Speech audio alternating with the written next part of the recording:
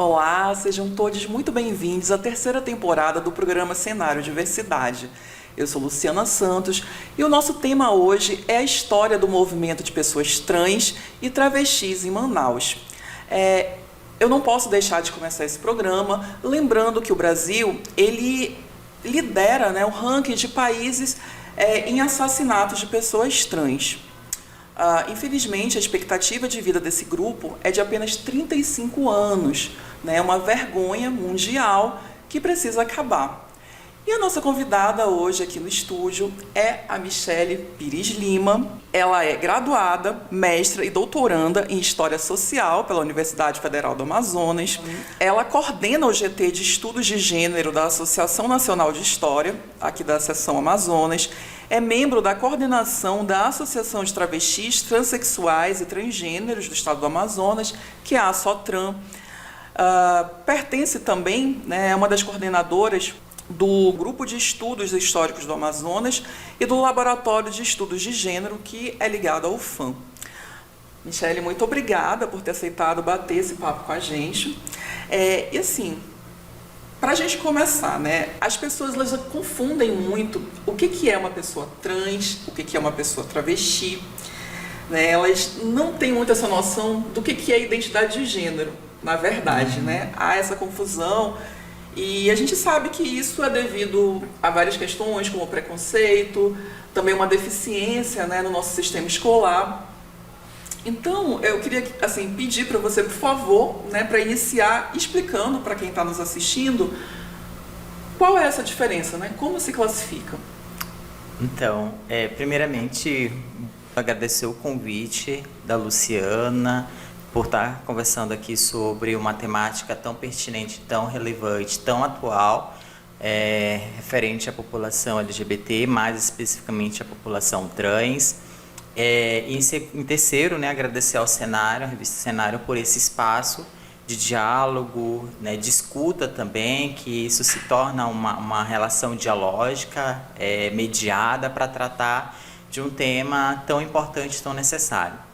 Quando a gente vai pensar a população trans, pensar especificamente essas questões teóricas, metodológicas, referente à identidade de gênero, ao que é gênero, qual é a diferença entre travestis e transexuais, a gente tem que entender que identidade de gênero é a forma que a pessoa se reconhece enquanto homens e mulheres ou enquanto nenhum dos dois na sociedade. E não só isso, ela se expressa a masculinidade e a feminilidade dela, ou a mulheridade, que é um outro conceito muito importante, de diferentes maneiras. Por isso que trazer essa dimensão de masculinidade, feminilidade, mulheridade com essa idade no final, ele representa diversidade, representa a diferença, mais especificamente a diferença mesmo que existe entre esses grupos. Então, quando a gente vai pensar essas identidades, a gente está falando de pessoas que se identificam com determinado gênero, seja homem, ou seja mulher, ou seja nenhum dos dois, seja pessoas não binárias também, que é importante colocar. E dentro desse grupo, a gente encontra as pessoas trans, que são homens trans, mulheres trans, travestis, as pessoas não binárias, que também estão dentro da categoria de transgênero, enfim. E eles expressam masculinidades e feminilidades distintas. Então, a gente vai pensar o conjunto de homens de masculinidade, a gente sabe que existem o homem padrão normativo, colonial, ou seja, aquele entendido que é um padrão de homem. Tem que ser branco, tem que ser malhado, tem que ser especificamente de classe média, tem que ter um bom trabalho, tem que terminar os estudos. Então, tudo isso gira em torno desse padrão de uma masculinidade. Inclusive, vale ressaltar aqui, dentro dessa masculinidade hegemônica, que a gente está falando aqui, tem um fator importante, tem que ser o provedor da casa e tem que se casar com uma mulher, e especificamente uma mulher cisgênera, Afinal de contas, quem é essa mulher cisgênera e esse homem cisgênero? Porque tem a questão da família, Isso. E aí, esse cisgênero, ele é uma construção, um conceito produzido pelas próprias pessoas trans para nomear aquelas pessoas, aquele conjunto de pessoas que não se identificam enquanto trans. Eu estou falando assim de forma bem grosseira mesmo, né? Que foi lido enquanto menino, enquanto menina no nascimento e que ao longo da vida ele normalizou isso, né? Normalizou, naturalizou e viveu ao longo da vida dessa maneira, independente da sexualidade, né? E aí a gente está falando de identidade de gênero. E aí a gente tem dentro desse conjunto as mulheres trans e as travestis, que são sujeitas que se identificam dentro desse lugar do sujeito feminino, né, das sujeitas femininas. Então, aí você pode dizer, mas qual a diferença entre as duas? Uma pergunta muito interessante, que sempre fazem, né? Primeiramente, eu gosto de responder essa pergunta que quem vai lhe responder é a própria pessoa, né? Como é que ela se identifica enquanto uma travesti ou enquanto uma mulher trans. Mas existe uma historicidade, né, entre esses dois conceitos, no sentido de que a mulher trans ela nasce a partir de uma construção clínica, médica. Né? A gente vai lembrar aí o Dr. Farina, né, que foi o primeiro médico a fazer uma cirurgia de transgenitalização nos anos 70, foi preso a uma mulher trans, e isso se reverbera até 1900, quer dizer, de forma mais específica, em 97, quando o Hospital das Clínicas vai começar a fazer cirurgias em pessoas trans, em mulheres trans especificamente, que é a cirurgia de transgenitalização ou redesignação sexual. Né? Então ela nasce nessa categoria médica. Já a travesti não, ela está relacionada muito mais a uma identidade política. Afinal de contas, a travesti é aquela sujeita que vai ser identificada como a anormal, que vai ser identificada como a contra a moral e os bons costumes, vai ser identificada como a perigosa, a criminosa, a que vive da prostituição especificamente, ou seja, ela está nesse lugar da moralidade e da criminalidade. E por isso que a gente entende que ela tem uma característica muito mais política, de quem se identifica. E é nesse sentido, né, entre várias diferenças que existem, a mulher trans ela está dentro dessa mulheridade, a travesti ela está dentro de uma configuração de feminilidade, ou seja, ela não reivindica para ela a identidade mulher. Entendi. Ela reivindica para ela uma identidade feminina que ela se reconstrói dentro dessas bases das feminilidades. Então, é nesse sentido da mesma forma que os homens trans, né? Eles produzem e reproduzem as suas masculinidades a partir dos seus papéis, da sua cultura, das suas expressões de gênero. Entendi. E assim, dado esse primeiro passo, né, para situar todo mundo mais ou menos no que é esse tema que a gente vai estar conversando hoje, aí eu queria me voltar para a tua dissertação de mestrado, né, te parabenizar, em primeiro lugar, assim, uma pesquisa potente, ao mesmo tempo com uma escrita leve, né? Eu comecei a ler a pesquisa da Michelle e assim, foi uma leitura num fôlego só. Eu só parei realmente quando eu terminei.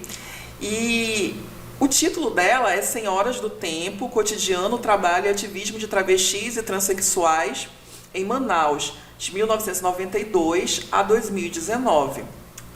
Ela vai ser a base da conversa que a gente vai ter aqui hoje.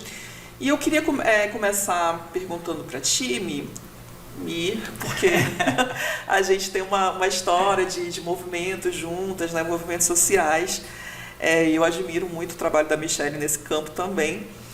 E eu queria começar te perguntando como é que foi para você trabalhar essa temática numa academia, que a gente sabe que ainda é muito eurocêntrica, muito machista, né? Esses temas que são aí chamados de identitários, né, nem sempre são bem vistos pelos nossos colegas pesquisadores. Então, esse projeto, ele nasce ali por volta de 2018, junto com o movimento social, que é o período que eu adentro a Sotran especificamente.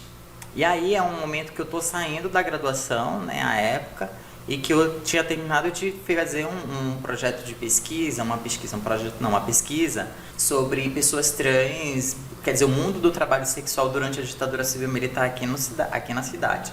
Aí eu utilizei jornal, né?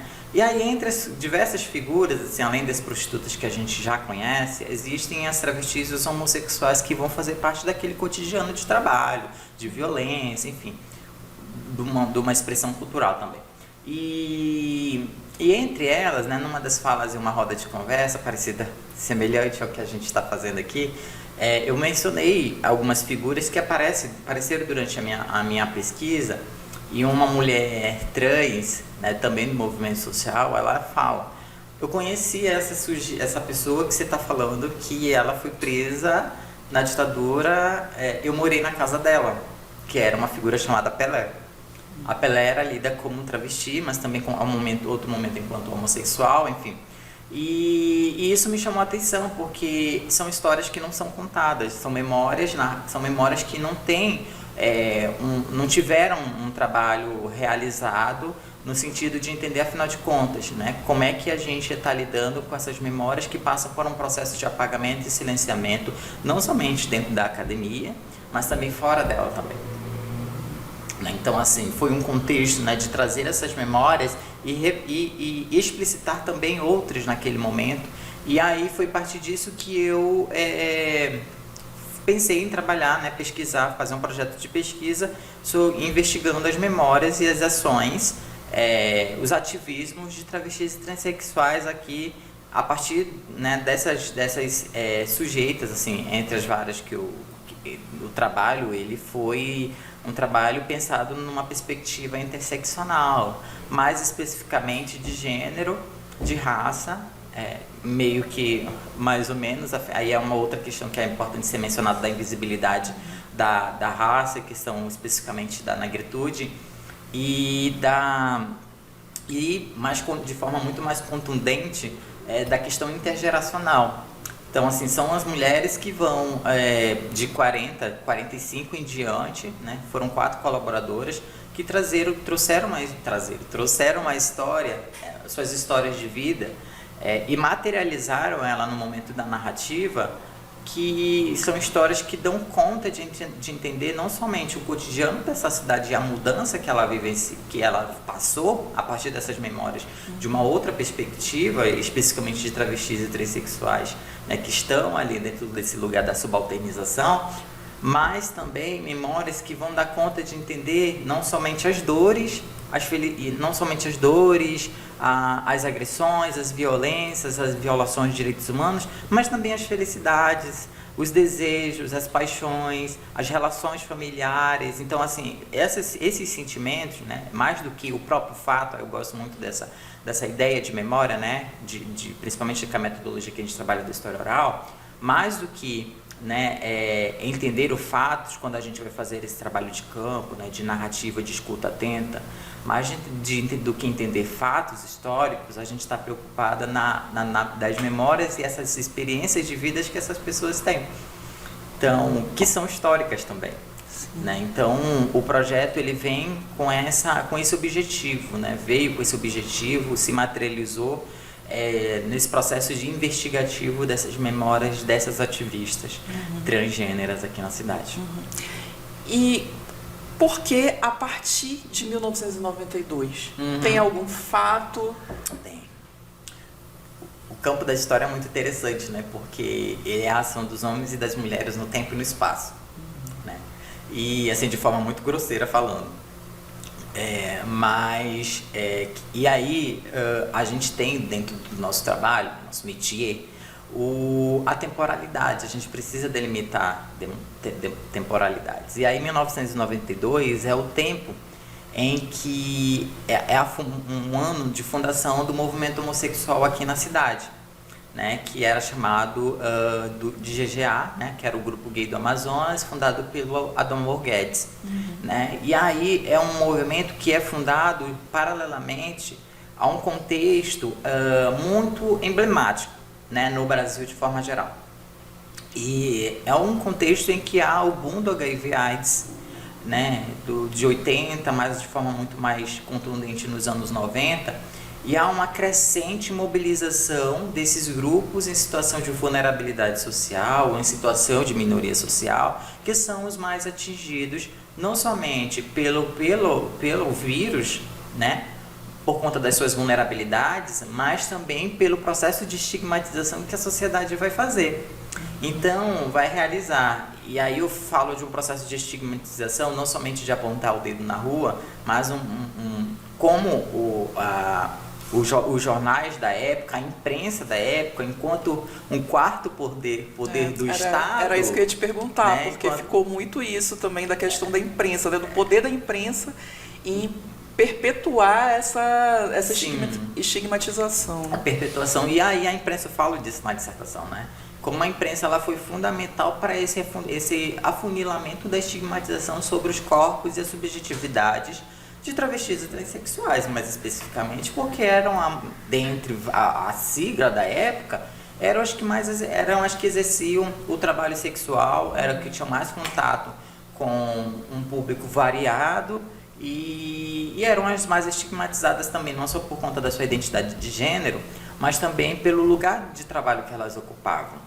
Né? Então, essas construções espaciais, sociais e intersubjetivas também, que eu acho que é importante uma palavra ser considerada, elas afunilaram essa estigmatização sobre os seus corpos. Enfim, esse movimento ele nasce paralelamente com o objetivo de combater essa estigmatização e também como uma forma de construir projetos de sensibilização e de minimização e erradicação do HIV/AIDS. Assim, era o objetivo naquele contexto. Então, eles passaram também a fazer estreitar um relacionamento com o governo federal e especificamente o Ministério da Saúde com a construção de projetos de captação de recursos.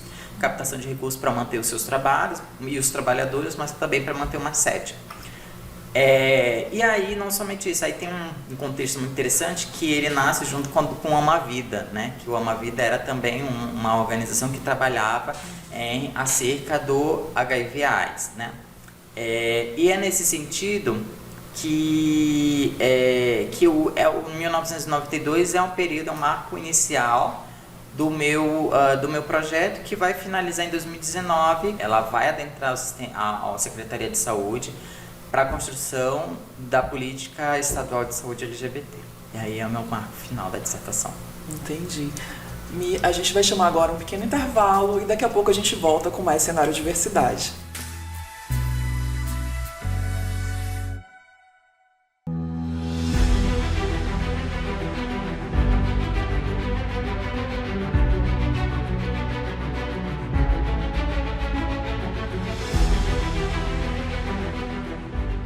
Responsabilidade, jornalismo profissional pautado na técnica, a Rede Cenarium cumpre a missão de falar da Amazônia para o mundo. Com uma equipe de profissionais capacitados e comprometidos com a qualidade da informação, a revista Cenarium conquistou a certificação da ISO 9001, se tornando a primeira revista eletrônica de notícias com selo de qualidade. A revista física também possui o selo internacional normalizado para publicações seriadas, o ISSN. Com profissionais espalhados pela região norte, a Cenarium tem representantes em Roraima, Rondônia e Pará, com atuação jornalística e foco nos 9 estados da Amazônia. As premiações e reconhecimentos também já fazem parte dos 3 anos de existência de um dos veículos de comunicação que já está entre os principais canais jornalísticos da região. A Rede Cenarium está presente em todas as plataformas com o site Revista Cenarium, Agência Cenarium Amazônia e TV Cenarium Amazônia.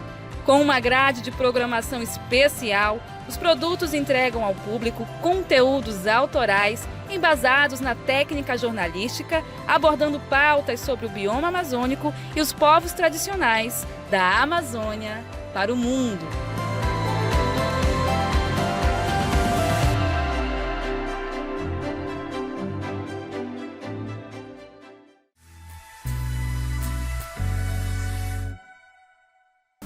Olá, estamos de volta com o Cenário Diversidade, que hoje recebe a historiadora e pesquisadora Michele Pires, que está aqui ao meu lado. A gente está tratando sobre a história do movimento trans e de travestis aqui em Manaus. E antes de eu retornar o bate-papo com a Michele, eu quero convidar você a visitar as redes sociais da Cenarium, vai estar aparecendo aqui no vídeo, e lá você confere as outras temporadas, né, do Cenário Diversidade, todo o material jornalístico que é produzido aqui pela nossa equipe. E aí, Mi, a gente terminou o bloco anterior, né, falando sobre esse início do movimento aqui na cidade.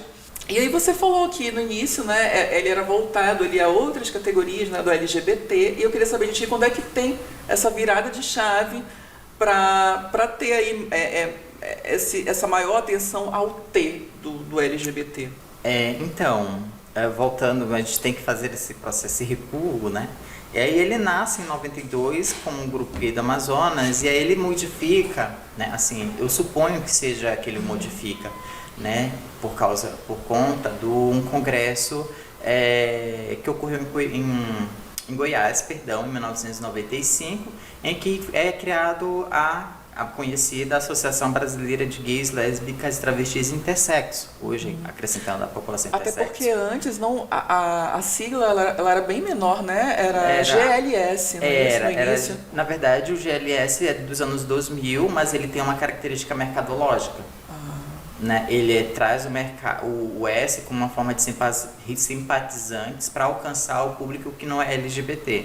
Então, de venda de produto, show, enfim, acesso a boate, por exemplo, que está voltado para essa característica do capitalismo também, essa apropriação que o capitalismo faz. Entendi. E aí o que acontece é que com a criação da BGLT, né, acrescenta o T. E de a princípio travesti, né? Não é nem de transexual. No Amazonas acontece ali, entre o 95 e 2000 há uma mudança, né? Deixa de se chamar Grupo Gay do Amazonas para se chamar Associação Amazonense de Gays, Lésbicas e Travestis. E aí isso me chamou muita atenção, né? Assim, acrescenta-se o T, acrescenta-se o L, acrescenta-se o B, né? De lésbicas e travestis e bissexuais. Mas não há uma visibilidade, ou seja, e aí eu trago isso muito nos meus estudos, né, que há uma subrepresentação da população T e da população L, por exemplo, e da população B nem se fala, né, de bissexuais, lésbicas e trans, há uma subrepresentação, mas isso não significa que essas pessoas não estavam inseridas dentro do movimento social. O que ocorre é um processo de invisibilidade, né, um processo de invisibilidade especificamente do que a gente chama hoje do GGG, né? Dos gays que tomaram a cena, passaram a ter um local de fala, um lugar de fala localizado, né? Potente, egoísta também, eu vou chamar dessa maneira, e que invisibilizou as outras categorias também no processo de visibilização. Né, que teria que fazer esse exercício, enfim. E aí o que acontece é que com a morte do Adamor em 2005, essa organização, ela se fragmenta, né? Há uma fragmentação e uma pluralização, que é o que eu vou chamar. O que acontece? Com a morte dele, que era entendido como um pilar do movimento, em 2005 ele foi assassinado, para quem não sabe, essas outras organizações vão surgir, ou seja, Garotos da Noite, que trabalhava com homens, com garotos de programa, vai surgir a Associação de Travestis, vai surgir a Associação de Lésbicas e de Livre Orientação Sexual, alguma coisa assim. Enfim, vai surgir várias organizações, mas elas não vão ter uma longevidade, ou seja, só surge uma organização de travestis, mas não surge uma de transexual. Né? E aí é que nascem essas movimentações das pessoas trans. O que ocorre é que tem essa pluralização, essa fragmentação que surge essas organizações. Mas fica nisso. Assim, não se sabe muito da história dessa, por exemplo, dessa associação de travestis do Amazonas, se eu não me engano. Associação de Travestis do Amazonas. Não se sabe muito sobre ela. Né? Não tem uma quantidade significativa de fontes que dê conta de entender quem é essa organização. Mas também é muito importante mencionar que é o momento em que surge o Fórum Permanente de Movimentos Sociais LGBT, aqui, que vai ter uma outra força política no sentido de aglutinar essas outras organizações para deliberar política pública. Né? Mas assim, voltando ainda para o T, a gente sente muita falta, né? Há uma ausência de fontes, uma ausência, uma carência de fonte que dê conta de entender esse hiato, que eu entendo, um hiato na história do movimento de pessoas trans aqui na cidade, que a gente só vai ver de forma muito mais contundente já em 2017 com a criação da ASFOTRAN, que é a Associação de Travestis, Transsexuais e transgêneros do estado do Amazonas, ou seja, é uma associação que ela já traz uma outra característica logo no seu título. Não somente inclui pessoas transexuais, mas transgêneros também, ou seja, abarca as diferentes identidades de gênero que existem, ou seja, não binários, por exemplo. Então, homens trans, então a associação ela vem justamente com uma preocupação de luta, né, de por e para a população trans, não excluindo de dentro da sua organização aliados e aliadas cisgêneros, por exemplo. Homens gays que queiram se aliar, mulheres lésbicas que desejam se aliar e fazer, né, tomar uma outra iniciativa em relação às pessoas trans, mas o foco é as pessoas trans, né, a política pública para pessoas trans. Você falou na questão do Adamor, né, lembrou essa figura que foi o Adamor, e eu lembrei que ele foi candidato, né, a vereador e tal. E aí eu fico pensando, de repente, nessa questão da representatividade política também, né? Como é que está isso hoje aqui na nossa cidade? Na última eleição a gente viu que, assim, no cenário nacional, algumas pessoas foram eleitas, né? Teve aí um aumento, mas aqui ainda há uma carência, não é isso? Pelo menos, não só de pessoas, assim, trans, mas LGBTs e pessoas que defendam, que de repente sejam cis, mas que defendam essa pauta.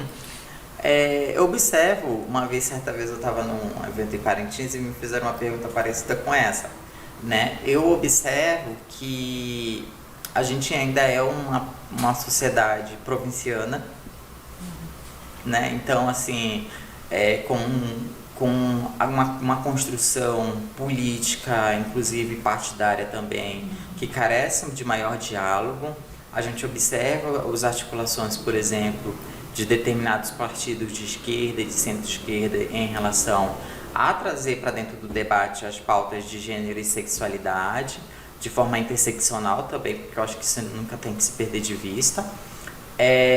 Mas que falta-se ainda um processo de construção de uma consciência política, né? Então, assim, a gente teve vários candidatos que vieram em 2018 para a vereança e outros que vieram agora para a Assembleia Legislativa, né, para o Legislativo, né? E a gente observa que é necessário fazer que a gente está pecando, eu acho que nisso, né, está errando, num trabalho de base, mas que, assim, a gente precisa ainda, né, articular. É muito difícil, eu acho bem difícil responder essa pergunta no sentido de que o que fazer, sabe? Como é que a gente pode se articular? Primeiro que a gente só consegue eleger alguém com um trabalho de base. A direita faz isso. Sim. A extrema-direita faz esse trabalho de base. E a gente, enquanto movimento social, a gente tem que começar a se mexer e deixar as desavenças, e esse é um outro problema também que a gente enfrenta, as nossas desavenças, diferenças não é, eu acho que é a palavra mais correta, mas deixar de lado as nossas dessemelhanças, né, para pensar numa situação muito maior. A gente tem um cenário político de extrema-direita no Amazonas, né? Então, um exemplo disso é uma PL, né, um plano de lei que trata de proibir a hormonioterapia, cirurgia de redesignação sexual para menores de 18 anos que sejam pessoas trans, né? Então, assim, com dados, com um fundamento de um projeto de lei totalmente equivocado, totalmente contraproducente, contra a ciência, né? Mentiroso, né, que vai contra os dados, contra as informações que verdadeiramente o Conselho Federal de Medicina traz sobre isso e que autoriza a cirurgia de transgenitalização quando necessário. E que a hormonioterapia é um acompanhamento também dado às pessoas trans pelo Conselho Federal de Medicina. Então, que é o conselho maior. Sim. Né? E que, inclusive, a gente tem um setor, né, ali no Panda Codajás que é direcionado para isso. O ambulatório de diversidade sexual e gênero fica na Policlínica Codajás e que é fundamental, assim, já atendeu mais de 600 pessoas, se eu não me engano, né, pessoas trans que já passaram por lá. E é um ambulatório que ele é multiprofissional, então você tem desde assistente social até cirurgião plástico. Entendi. Mas que precisa de um processo, precisa ser habilitado e precisa também que tenhamos um hospital habilitado para fazer as cirurgias necessárias conforme a Política Nacional de Saúde LGBTI+, que está passando por um processo de revisão. Entendi. Michele, e também me conta um pouco mais os trabalhos que hoje são desenvolvidos pela Sotran, né? Você faz parte ali da coordenação. O que vem sendo desenvolvido e quais são as principais dificuldades, né, que vocês observam hoje nessa garantia de direitos? Então, a Sotran, ela tem uma atuação bem ampla, né? Então, assim, nós somos poucas, assim, no sentido não de caráter de associados e associadas, mas que de trabalho contínuo. Né? Então, a associação ela tem representação dentro de conselhos, né? Um deles é o Conselho Estadual de Saúde, inclusive vale ressaltar que é uma representação de uma mulher transexual negra e que é o primeiro, inclusive é importante eu acho que mencionar novamente, que é a primeira representação LGBTI+, desse estado dentro de um conselho, como o Conselho Estadual de Saúde, que é tão disputado. Né? E a gente tem uma representação também dentro do Conselho Municipal da Mulher, né? Então a gente conseguiu romper as barreiras e os obstáculos para acessar esse espaço composto por mulheridades, por diferentes feminilidades e obviamente que a gente encontra obstáculos também dentro do nosso próprio considerado irmãs, né? Mas que a gente só é irmã se a gente entender e compreender as nossas diferenças. Enquanto não compreender as nossas diferenças, a gente, né, é entendida como as no sisters.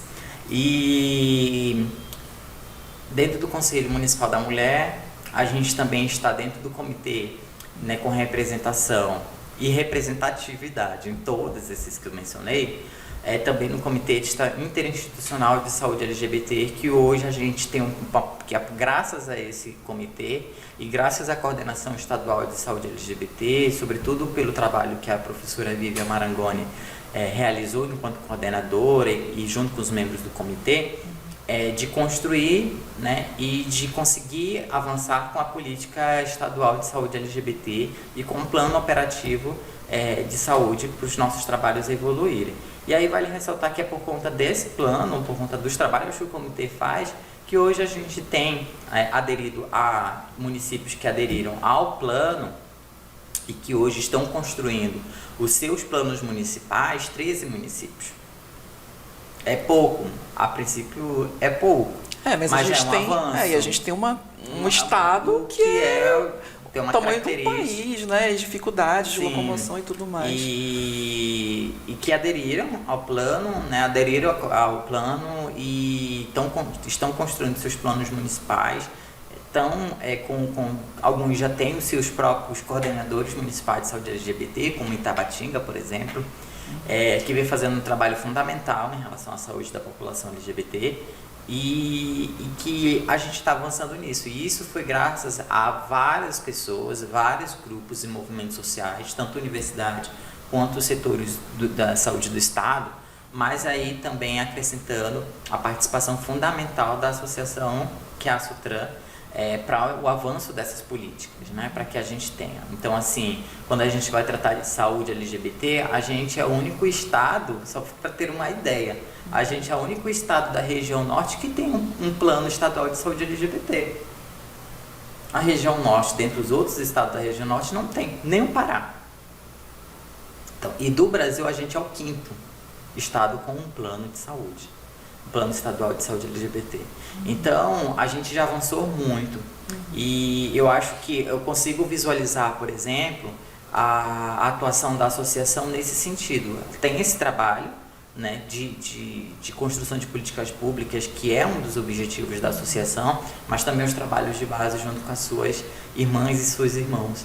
Né? Então, a gente faz trabalho de sensibilização, conscientização em relação à saúde, nos pontos de trabalho sexual com a população trans. A gente faz, em determinados momentos do ano, a doação de cestas básicas, quando a gente consegue doação, e a gente também consegue doação de dinheiro para financiar essas cestas básicas. A gente fez isso diversas vezes durante a pandemia da Covid-19, então assim, como aí eu quero pensar como o neoliberalismo ele joga as competências que são do Estado para a sociedade civil organizada, né? Então a gente fez o trabalho, levar alimentação, levar higienização muitas das vezes para essa população, especificamente a população trans, mas não só a população trans, e num contexto extremamente complexo como da pandemia da Covid-19. Então, o Estado foi ausente, não só o Estado federal, como a gente sabe, o governo federal, mas o governo municipal e o governo estadual também se ausentaram nesse contexto em que era necessário que eles fizessem o trabalho deles de garantia desses direitos sociais, né? Então, assim, se realmente fizessem fizessem um trabalho, né, conforme a Constituição Federal, especificamente o artigo 6º, que trata do direito à moradia, sociais, direito à escola, direito à educação, direito à alimentação, enfim, fizesse de fato isso, o movimento social, eu acho que teria outras prioridades para avançar progressivamente e enquanto civilização. E você estava falando da questão das não-irmãs ali, né? Snow Sisters. E aí eu lembrei que, infelizmente, cresce um movimento também assim, de mulheres, né? Ali, umas pseudo-feministas, não sei como é que a gente pode classificar, mas, enfim, que tem dado ali um certo trabalho nesse sentido, né? Elas têm direcionado críticas, elas estão presentes também nos parlamentos, né? Como é que está esse cenário, Michele? É muito complicado, né? Porque no Amazonas, a gente não tem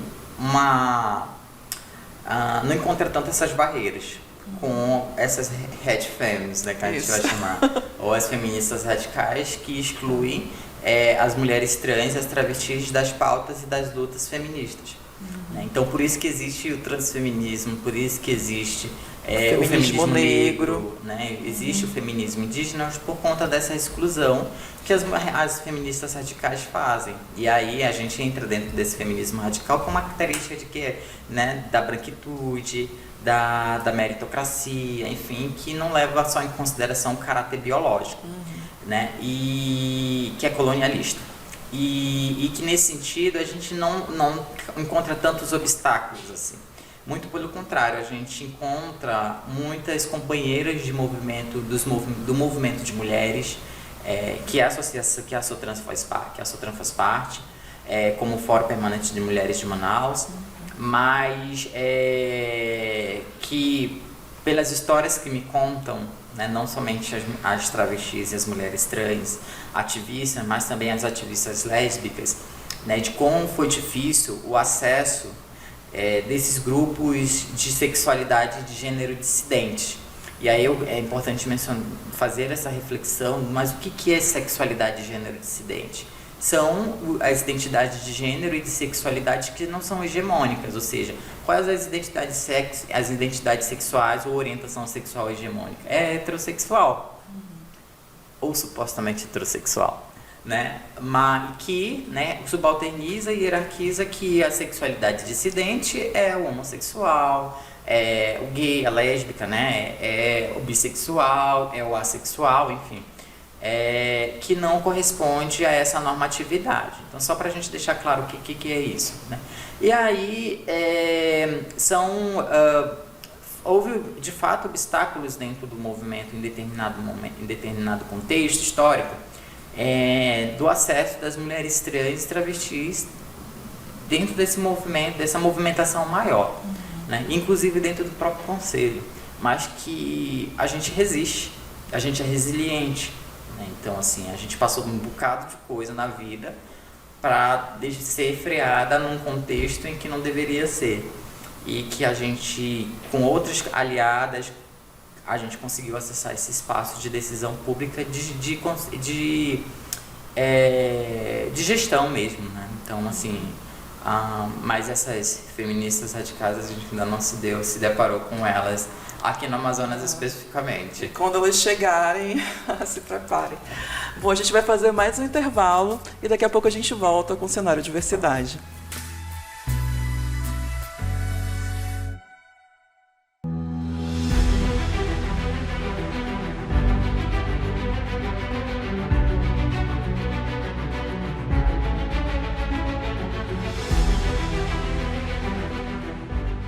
Responsabilidade, jornalismo profissional pautado na técnica, a Rede Cenário cumpre a missão de falar da Amazônia para o mundo. Com uma equipe de profissionais capacitados e comprometidos com a qualidade da informação, a revista Cenário conquistou a certificação da ISO 9001, se tornando a primeira revista eletrônica de notícias com selo de qualidade. A revista física também possui o selo internacional normalizado para publicações seriadas, o ISSN. Com profissionais espalhados pela região norte, a Cenário tem representantes em Roraima, Rondônia e Pará, com atuação jornalística e foco nos 9 estados da Amazônia. As premiações e reconhecimentos também já fazem parte dos 3 anos de existência de um dos veículos de comunicação que já está entre os principais canais jornalísticos da região. A Rede Cenário está presente em todas as plataformas com o site Revista Cenário, Agência Cenário Amazônia e TV Cenário Amazônia. Com uma grade de programação especial, os produtos entregam ao público conteúdos autorais embasados na técnica jornalística, abordando pautas sobre o bioma amazônico e os povos tradicionais da Amazônia para o mundo.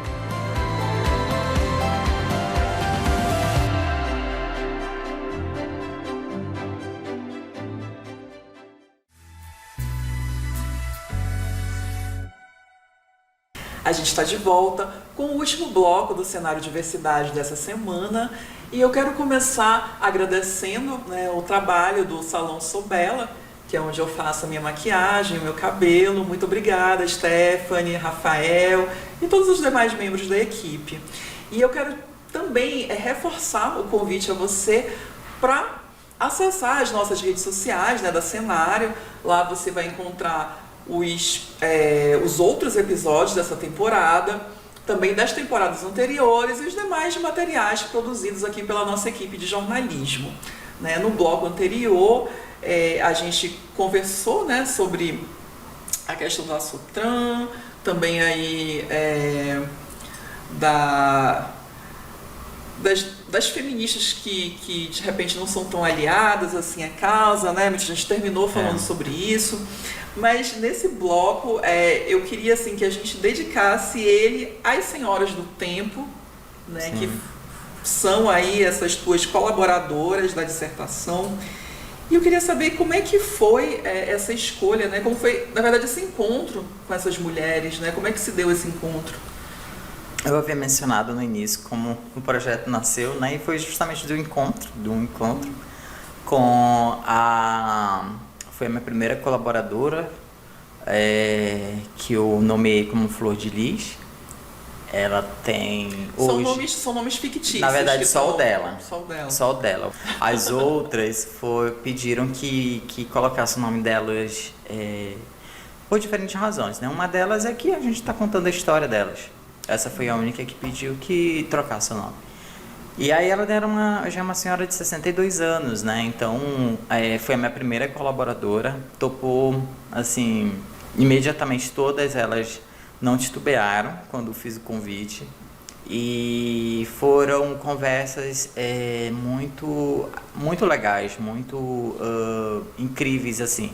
Porque o diálogo, E aí eu falo desse trabalho que eu fiz, o diálogo, a escuta atenta... É uma troca, é um processo dialógico de aprendizagem, Porque o pesquisador também, ele acaba trabalhando. E muito mais. E a gente mais aprende do que ensina, com os nossos colaboradores e colaboradoras quando a gente faz essa pesquisa com pessoas, Pessoas vivas, E essas pessoas, elas têm muito a nos ensinar no sentido das experiências, das vivências, das histórias de vida dela, dos aprendizados, das dores também, né? A gente também aprende por esses caminhos. E o meu encontro, os nossos encontros sempre foram muito respeitáveis, sempre foram muito amistosos no sentido de, como eu posso dizer, no sentido de ser regado a café e alguma coisa para comer. Então, assim, elas ofereciam uma troca de afeto, né? Tem esse lado afetuoso. As afetividades que existem também naquele contexto. Então, assim, de ser convidada para casa delas. Algumas entrevistas foram feitas na Sotran, né? Então, saber do cotidiano delas, conhecer o ambiente, a moradia delas, ser recebida e ser bem recebida quando a gente não somente faz o trabalho enquanto pesquisadora, mas também enquanto ativista e enquanto amiga também. Então, assim, podem me questionar no sentido, mas é tua colaboradora da pesquisa e é tua amiga, é possível fazer isso? Eu vou dizer que é. É possível fazer isso porque a gente trabalha enquanto pesquisadores e pesquisadoras com metodologia e com arcabouço teórico. Então, assim, você não tem que fazer necessariamente um processo de distanciamento de teus colaboradores, mas você tem que ter a sensibilidade de entender essas trajetórias, porque é um processo também de negociação. Então, as histórias delas foram fundamentais para a criação, para a finalização do trabalho que é o Senhoras do Tempo, que, inclusive, pela banca, foi indicada para publicação, e que eu espero publicar esse livro em breve, contando essas histórias. Caraca, muito.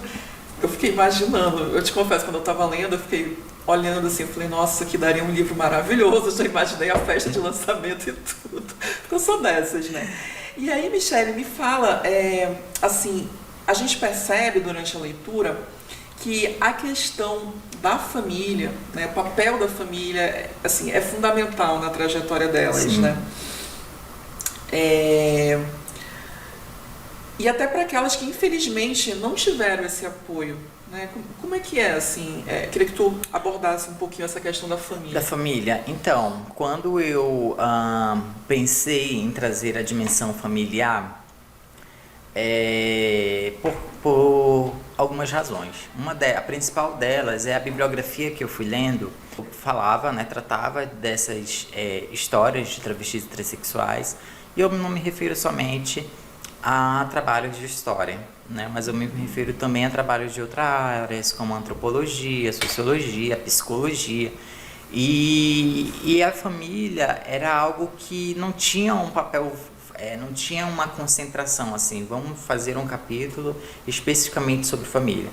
Porque as pessoas, elas partem de um contexto, né? Assim, o fio condutor, né, metodológico que eu utilizei no trabalho foi histórias de vida, e não histórias temáticas, especificamente. Embora nas histórias de vida há diversas temáticas. Foi histórias de vidas. Então, elas contaram desde o seu processo de reconhecimento, contaram sobre as suas relações familiares, inteiridade, falavam do cotidiano ainda na infância, na rua onde brincavam, onde moravam, no bairro onde moravam, o processo de mudança caso se mudasse, caso tivessem se mudado. Então, esses aspectos familiares do cotidiano, da infância e da juventude, da adolescência, perdão, me chamaram muita atenção. E eu queria trazer essa dimensão porque ele dá materialidade aos seus ativismos. Eles reverberam no sentido de processos de proteção e de garantia de direitos humanos para pessoas trans, para que elas, quando fossem expulsas de casa, elas tivessem um amparo. Então, assim... Porque muitas acabam indo para a prostituição justamente porque não tem, né, essa proteção ali do Estado, né, para garantir ali moradia. Justamente porque... E aí a Constituição Federal, novamente, né, traz lá no seu corpo de que é dever do Estado, da sociedade, da família, o cuidado e a proteção das crianças e adolescentes, dependente de qualquer coisa. E isso não é cumprido. Sim. Então, ou melhor, esse direito ele é direcionado para um grupo específico entendido como crianças, né? Então, assim, a criança viada, a criança queer, né? Aí eu trago para essa discussão, ainda pensando a dimensão da família, eu trago para essa discussão um texto do Paul Preciado. Eu acho que Paul Preciado, se eu não me engano, ele é filósofo espanhol, que é um homem trans, em que ele tem um artigo incrível, assim, de 4 ou 5 páginas, se eu não me engano, e que o título da pesquisa do artigo é Quem Protege a Criança Queer? E isso a gente pode reverberar de diferentes maneiras, né? Quem protege a criança queer, quem protege a criança trans, né? O Estado protege, né? Qual a assistência que o Estado dá a partir do que a Constituição Federal determina para pessoas trans, para crianças trans e adolescentes trans, que são expulsas de casa. Para ter uma ideia, em 2021, para a gente ter uma ideia do caos, em 2021 foi morta uma mulher trans, identificada enquanto transfeminina, melhor dizendo, com 13 anos de idade. Em 2022 foi morta com 15 anos, também transfeminina. E aí a gente também leva em consideração de que quase esses corpos que são violados em tenra idade, e aí eu estou falando de crianças e adolescentes, que são transfemininas, e o ódio também está a própria feminilidade, porque a gente vive uma sociedade estruturalmente machista. Sim. Né? E aí quando eu trago, né, voltando para essa questão familiar, embora isso que eu fale não se desgrude, né, da questão familiar, quando eu trago a dimensão familiar para o trabalho, é justamente para pensar, olha, essas mulheres elas passaram por dores, as pessoas trans majoritariamente, né, são expulsas de casa por conta da sua condição de feminilidade e de masculinidade. E essas mulheres que estão aí com mais de 45 anos tiveram outro contexto familiar. Vamos falar sobre eles também? E foi por isso que as histórias familiares que eu contei, né, de pessoas trans, tinha essa preocupação. Como se deu as relações familiares dessas mulheres? Como se deu as relações familiares de travestis e transexuais ativistas com mais de 45 anos? Então, é um outro contexto que não é o de hoje, em que as discussões de gênero e de sexualidade elas estão postas. A gente está falando de década de 70, a gente está falando de 80, a gente está falando de 90. Sim. Então, eu trago as dores delas, eu trago também as felicidades, as emoções que elas viveram junto com as suas famílias em determinado contexto. Tanto que uma das falas das minhas colaboradoras que mais chamou a atenção, da Flor de Lis, em que ela fala que ela agradece ao trabalho sexual, ela agradece à prostituição e diz que foi graças à prostituição que ela conseguiu dar efetivamente uma casa para a mãe dela. Foi a que me chamou a atenção, dessa fala dela. Ela conseguiu dar uma casa para a mãe dela. Então ela agradecia ao trabalho sexual, ela agradecia à prostituição por ter garantido essas possibilidades para a mãe especificamente. Ela fala muitas vezes sobre a mãe dela, muito pouco sobre o pai. E todas elas falam isso. Todas elas falam muito mais sobre a mãe do que o pai. Porque geralmente é a mãe que acaba dando esse apoio maior do que os pais, né?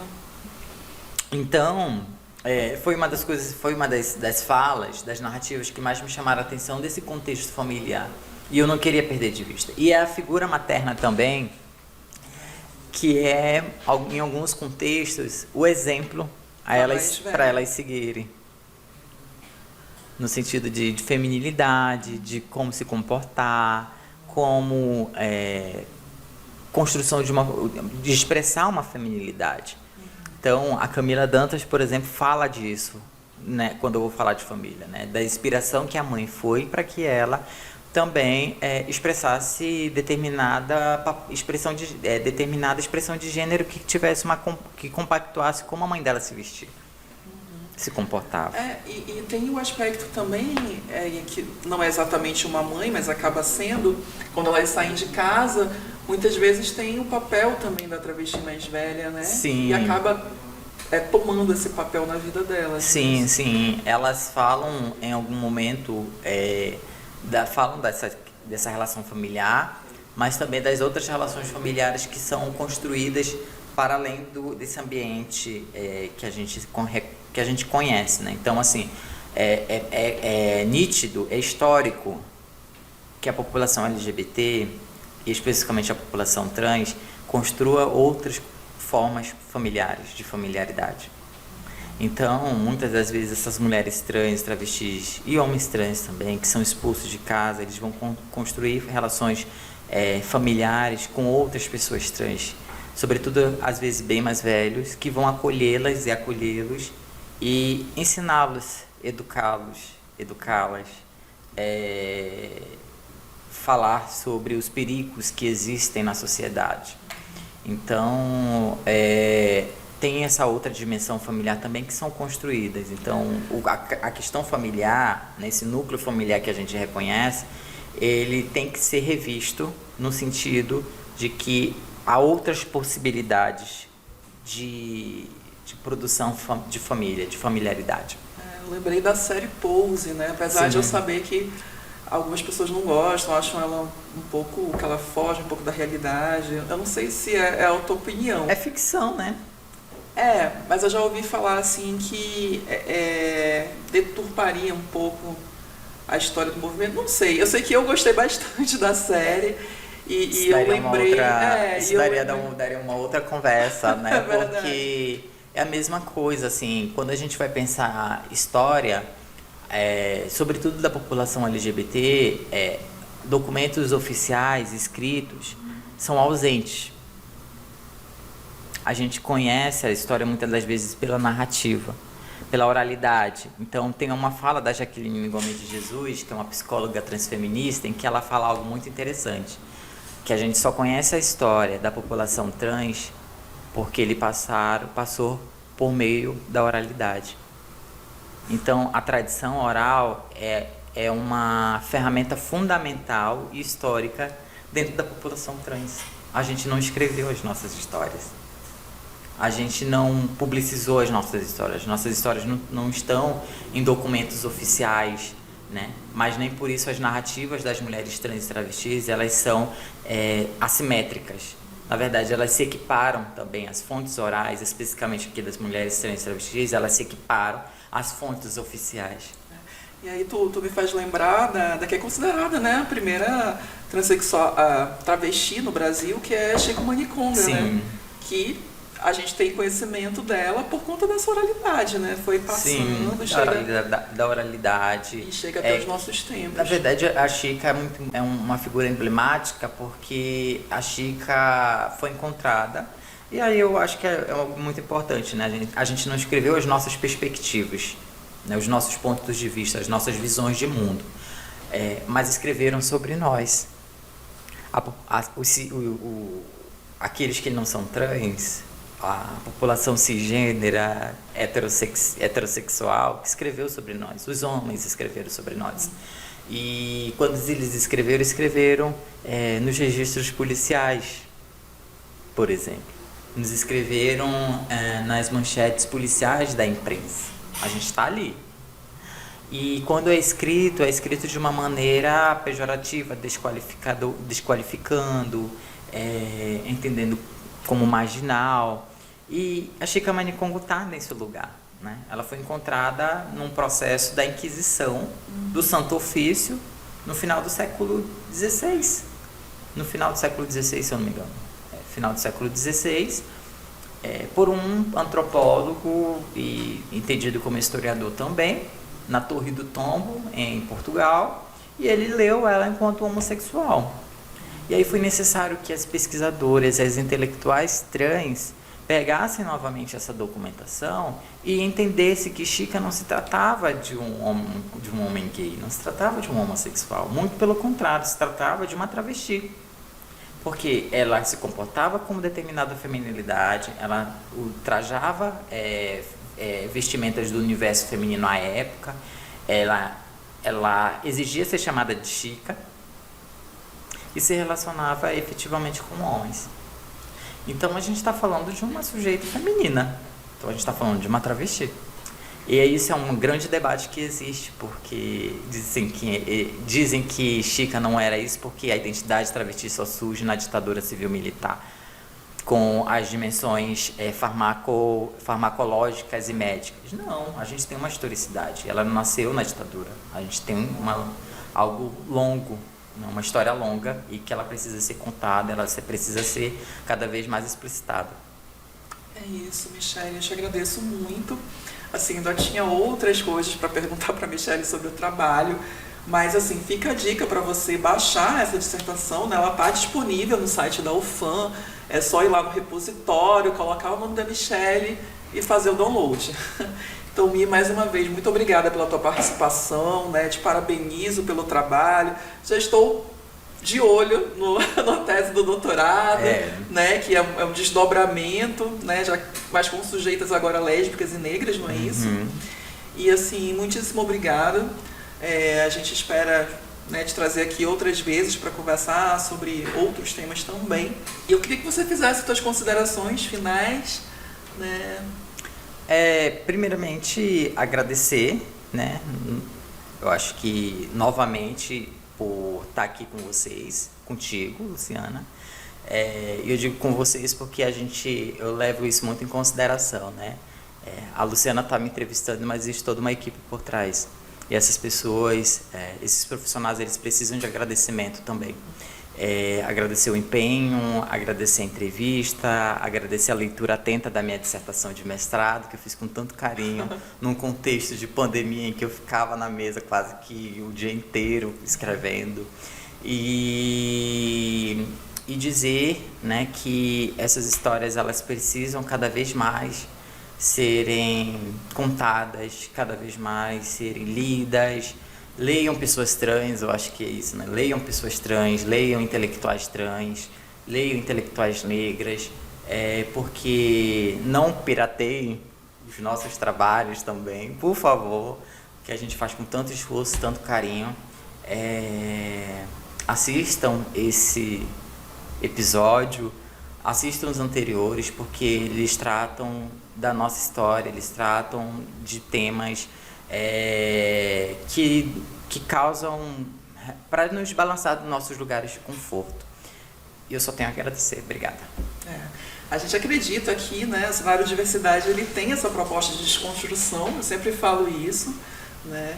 Então eu também agradeço a você que nos acompanhou e já deixo o convite para a próxima semana com mais Cenário Diversidade. Até lá!